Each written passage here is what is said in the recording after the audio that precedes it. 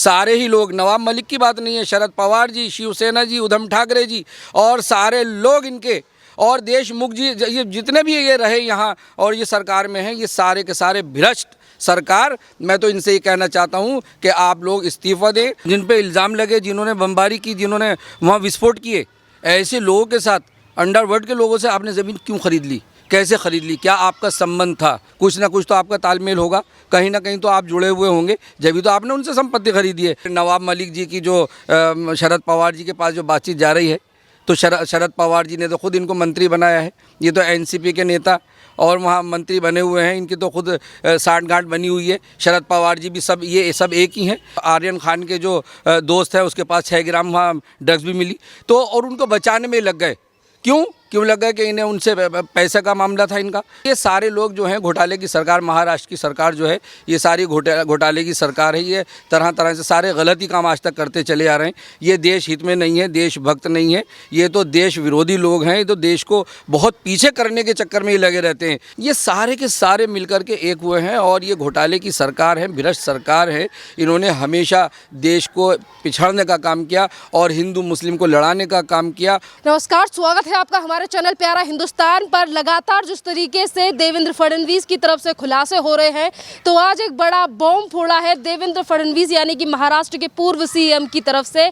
और देवेंद्र फडणवीस की तरफ से कहा गया है कि जिन लोगों ने बॉम्बे में बॉम्ब ब्लास्ट किया, महाराष्ट्र में बॉम्ब ब्लास्ट किया, उनसे आखिरकार नवाब मलिक ने संपत्ति क्यों खरीदी, आरडीएक्स भरने वालों से क्या संबंध है नवाब मलिक का। और साथ में देवेंद्र फडणवीस की तरफ से साफ कर दिया गया है कि सीधा संबंध नवाब मलिक का अंडरवर्ल्ड से है, जिसका जिक्र वो दिवाली से पहले भी कर चुके हैं। तो इसी सारी चीज को लेकर हम बात करेंगे। मेरे साथ नाजिर अंसारी, अमरोहा जी मौजूद हैं। सर, किस तरीके से देखते हैं आप पूरे के पूरे मामले को कि देवेंद्र फडणवीस का साफ कहना है कि नवाब मलिक का संबंध है अंडरवर्ल्ड से? देखिए, जिस तरह से उन्होंने करोड़ों की संपत्ति लाखों में खरीद ली, तो सीधा सा, और जिनसे जो अपना जिन पे इल्ज़ाम लगे, जिन्होंने बमबारी की, जिन्होंने वहाँ विस्फोट किए, ऐसे लोगों के साथ, अंडरवर्ल्ड के लोगों से आपने ज़मीन क्यों खरीद ली, कैसे ख़रीद ली, क्या आपका संबंध था? तो इसलिए जो हमारे पूर्व सीएम साहब हैं, जो उन पे कह रहे हैं, बिल्कुल सच कह रहे हैं।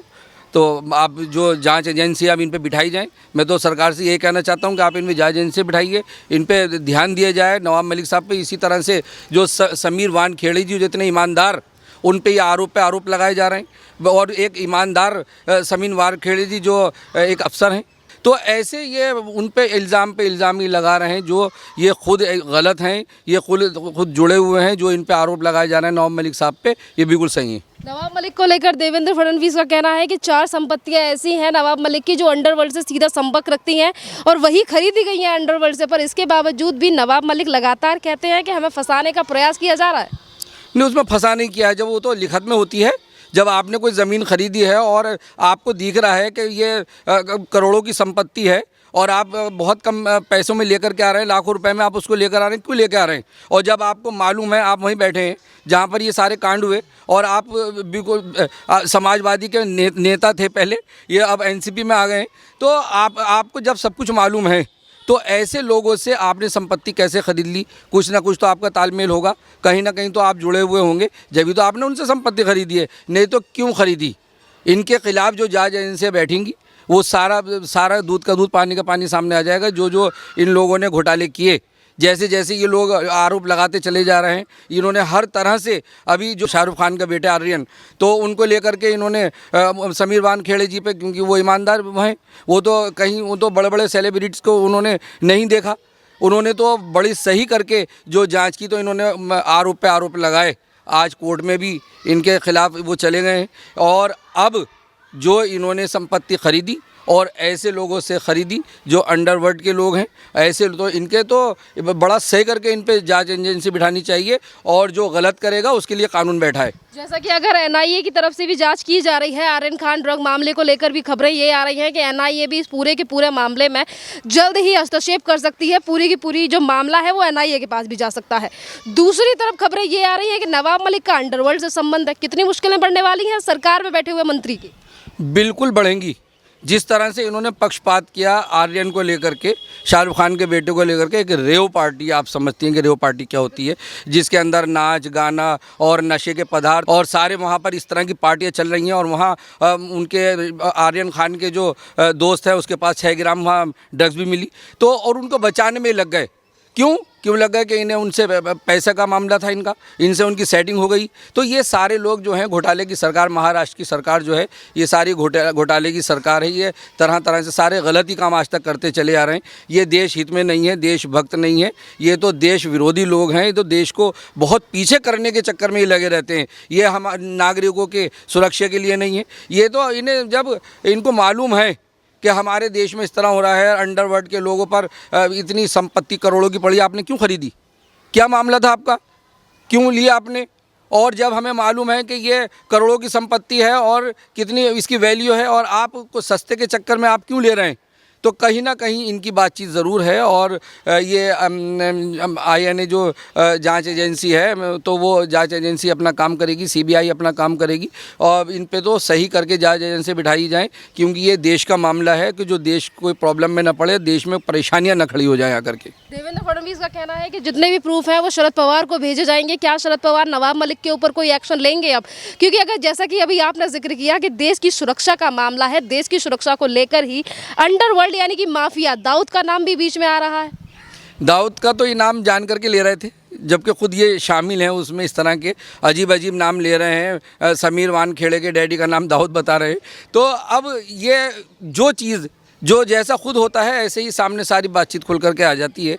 और नवाब मलिक जी की जो शरद पवार जी के पास जो बातचीत जा रही है, तो शरद पवार जी ने तो खुद इनको मंत्री बनाया है। ये तो NCP के नेता और वहाँ मंत्री बने हुए हैं, इनकी तो खुद साठगांठ बनी हुई है। शरद पवार जी भी ये सब एक ही हैं, ये एक दूसरे को बचाने में लगे रहेंगे। मुझे नहीं लगता कि शरद पवार जी को इंसाफ दे पाएँ। ये तो एक जांच एजेंसी ही इनको निकालेंगी, इनके खिलाफ जो है बड़ी से बड़ी कार्रवाई होनी चाहिए। देश के नागरिक हैं, आप क्या कहेंगे नासिर जी, जिस तरीके से हमारे देश में ही राज करने वाली पार्टियों के नेता इस तरीके से अंडरवर्ल्ड से संबंध रखते हैं, सस्ते के चक्कर में ज़मीन खरीदते हैं, हमारे देश में ही चीज़ें साजिशें रचने वाले, हमारे देश की जनता को ही दहलाने वाले लोगों के साथ इस तरीके से संबंध निकल कर आ रहे हैं नवाब मलिक?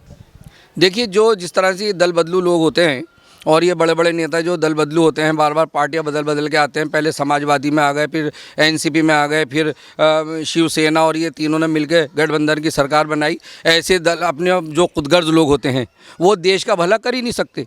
जो निस्वार्थ होते हैं वो सबका भला कर सकते हैं। और जिस तरह से इनके लिए, इनके खिलाफ जो सारी कार्रवाई निकल रही हैं, जांच एजेंसियां जो है वो सारी इनकी कमियां निकाल के सब सामने आ जाएगी। मैं तो कहूँगा ऐसे लोगों को कड़ी से कड़ी सज़ा मिलनी चाहिए। अभी तो प्रेस कॉन्फ्रेंस करने वाले हैं नवाब मलिक, फिर क्या किस तरीके से झटपटाएंगे? लगातार कहते हैं हमारी सरकार को गिराने के लिए मोदी या फिर केंद्र की एजेंसियां हैं वो जानबूझ के हमारे ऊपर उंगली उठा रही हैं, हम तो पाक साफ हैं। सरकार, अरे इनकी सरकार तो गिरनी चाहिए। और ये कह रहे हैं कि सरकार गिराने की बातचीत, अरे आप किस तरह घोटाले आप कर रहे हैं कि जब से आपकी सरकार बनी है, अब आपने देखा होगा कि देशमुख जी उन्होंने 100 करोड़ की उगाही को लेकर के बातचीत अपना कराओ, किस तरह से उन्होंने जे के इस पार्टी पर और बार पर शराब की कंपनियों पर ऐसे हम वहाँ पर छापे लगाएं और वहाँ से उगाही करो। यहाँ रेहड़ी पटरी वालों तक को नहीं छोड़ रहा कि 100 करोड़ की जब आएगी तो सारे लोगों से उगाही करी जाएगी। तो ये सारी भ्रष्ट सरकार है। मैं समझता हूँ कि इस सरकार को खुद इस्तीफ़ा दे देना चाहिए। और ये इन्हें तो डर इसलिए है, इन्होंने गलत काम करे हैं। सारी जांच एजेंसियाँ बैठ गई हैं, महाराष्ट्र सरकार पर बैठ गई हैं। इनके अगर सही करके जांच हो जाए पूरी सरकार की, सारे ही लोग, नवाब मलिक की बात नहीं है, शरद पवार जी, शिवसेना जी, उद्धव ठाकरे जी और सारे लोग इनके, और देशमुख जी, ये जितने भी ये रहे यहाँ और ये सरकार में हैं, ये सारे के सारे भ्रष्ट सरकार। मैं तो इनसे ये कहना चाहता हूँ कि आप लोग इस्तीफ़ा दें। और बल्कि मैं ये कहता हूँ कि सारे महाराष्ट्र की जनता सब उनके इस्तीफ़े की मांग करे, प्रदर्शन करे कि ऐसे घोटाले की सरकार, ऐसे घटिया सरकार और ऐसे अंडरवर्ल्ड से मिले हुए लोगों की सरकार हमें नहीं चाहिए। हमें तो विकास चाहिए, देश प्रेम चाहिए, देशभक्त लोग चाहिए और इनको बिल्कुल हटा देना चाहिए। एक तरफ अंडरवर्ल्ड से संबंध निकल कर आ रहे हैं, दूसरी तरफ समीर वानखेड़े के पिताजी ज्ञानदेव वानखेड़े की तरफ से पहले कल मानहानि का केस डाला गया कोर्ट में और आज SC आयोग में भी शिकायत कर दी गई है नवाब मलिक की। बिल्कुल करनी चाहिए। जब बार बार उनको बेइज्जत किया जा रहा है और मीडिया बराबर दिखा रही है, पूरा देश और दुनिया सब देख रहा है। कभी उन समीर वानखेड़े पर चले, फिर उनके बाप पर आए, फिर उनके साली तक को नहीं छोड़ रहे हैं। तो सारे लोगों पर ये इल्ज़ाम पे इल्ज़ाम लगाए जा रहे हैं और अपने आप को इन्होंने नहीं देखा कि आप ऐसे आरोप लगा रहे हैं तो सामने वाला मानहानि का केस भी डालेगा। और आप जिस तरह के आपके घोटाले, और आपको ये नहीं मालूम कि आप पे भी जांच एजेंसी बैठ जाएगी। जिस तरह से आप शाहरुख खान के बेटे आर्यन खान को बचाने में लग गए, तो क्यों लगे? आप पर जब शक हुआ तभी लगे ना। और आज सारी चीज़ें इनकी निकल के आ रही हैं, जांच एजेंसियाँ निकल। ये महाराष्ट्र सरकार बिल्कुल फेल सरकार है। आप देख लीजिए उद्धव ठाकरे जी भारतीय जनता पार्टी को छोड़ के कैसे एकदम सरकार बना रहे। क्यों? ये खुदगर्ज लोग हैं और खुदगर्जी में ये देश को डुबोने के चक्कर में लगे हुए हैं। और एक भारतीय जनता पार्टी ही ऐसी है जो सबका साथ, सबका विकास और सबका विश्वास को लेकर चल रही है, विकास के मुद्दों को लेकर के चल रही है। और सारे देशभक्त, देश प्रेम, ये सारा कूट के भरा हुआ है। और ये लोग जो हैं, ये नाकारा लोग हैं। इनको अब जनता जो है बड़ी जल्दी इनको भी सबक सिखाने वाली है, जिस तरह से इनके घोटाले खुलते चले जा रहे हैं। जिस तरीके से अंडरवर्ल्ड के साथ कनेक्शन निकलकर सामने आ रहा है, तो सोशल मीडिया पर लगातार लोगों की तरफ से यही सवाल उठ रहा है कि जो सरकार कहती थी कि हम मराठी मानुष देश की जनता के लिए सरकार बनाकर बैठे हैं, आज वही सरकार घोटाले करती हुई नजर आ रही है, अंडरवर्ल्ड के साथ मिलती हुई नजर आ रही है। ड्रग पैडलरों को क्यों बचा रही है?